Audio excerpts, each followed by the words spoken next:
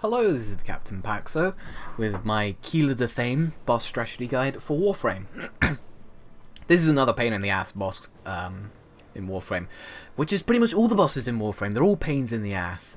But this one, you need to be able to dodge. Get your bullet jumping, get your parkouring, get your aim gliding in practice, because you're gonna need it. Standard Grineer boss fare, anything that does corrosive and slash. I've gone with stuff that has good status. A little bit of different choice this time.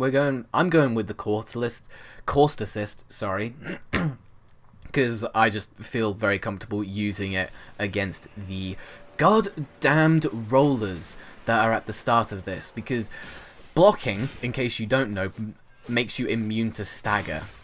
And also the Course Assist has a ranged attack when you charge it up. This is the gimmick. You got to sit on a pressure pad and hit these spinning things. But right now, we're fighting Kela De Thaym. So she's spawned a roller and she's spawned a little turret. You want to get rid of those things as soon as possible. And you also have to jump around all over the place, because those missiles will one-shot you.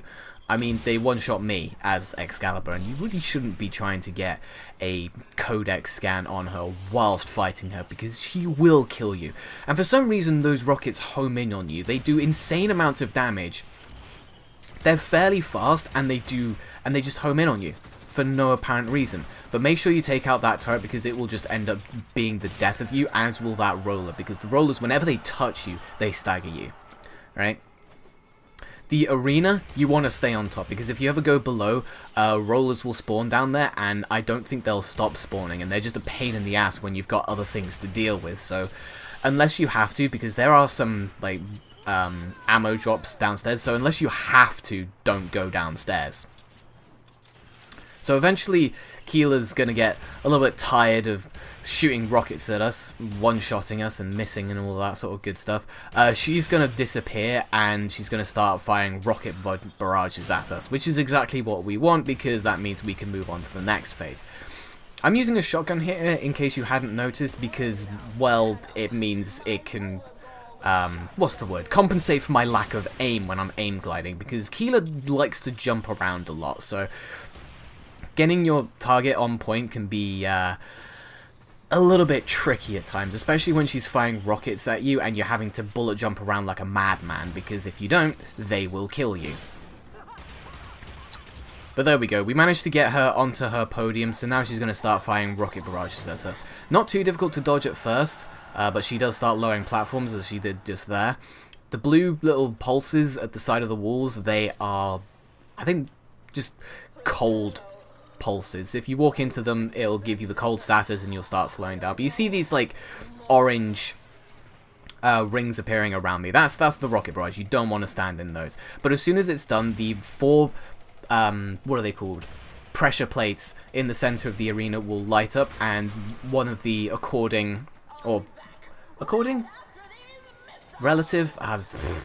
the plate in front of that pressure plate will start spinning, and you have to hit the green light whenever it appears, and the more of those you take out, the faster it starts spinning.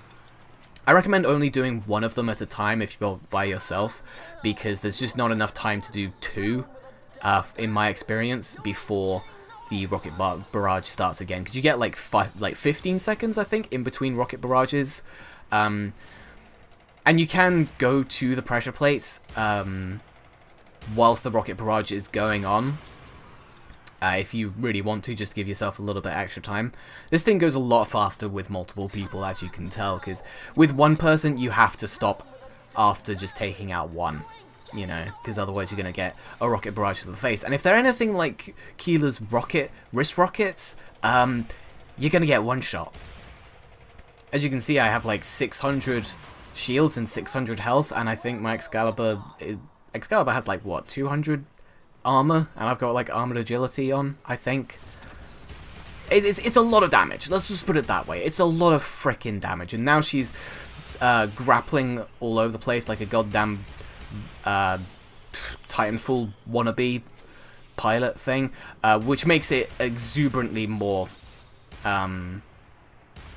difficult. Is exuberant even a word? I don't know, I might have just made that up. But it makes it more difficult to actually hit her.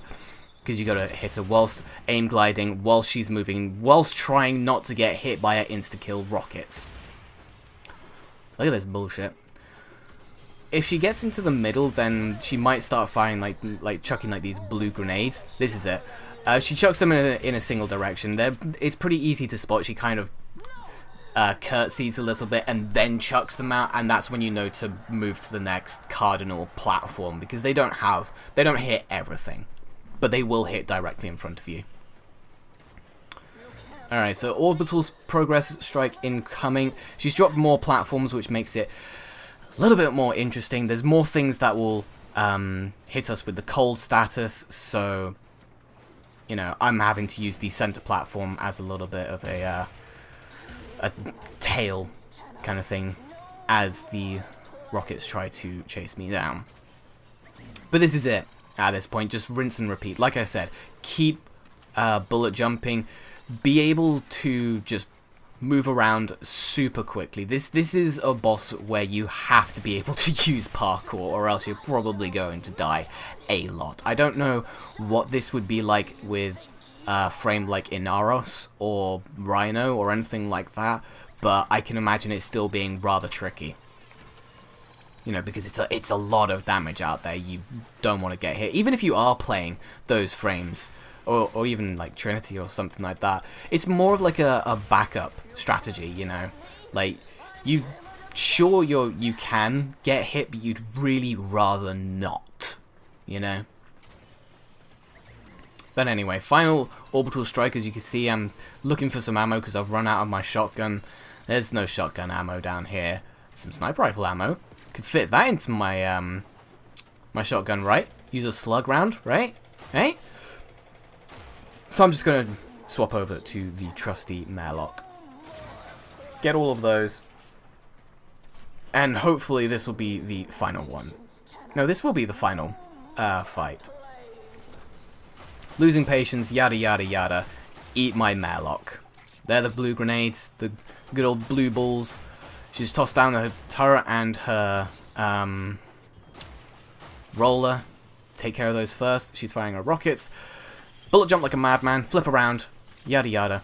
Oh, one thing that's actually pretty useful to know is if you're aim gliding and you roll, you can roll in pretty much any direction. But if you're just regularly in the air, I find that it's a lot harder to roll in the direction that you actually want to. Like, you'll hit roll and point a direction, and your character will sort of turn towards that direction, but they won't fully, and they'll just end up rolling in a direction that you don't want.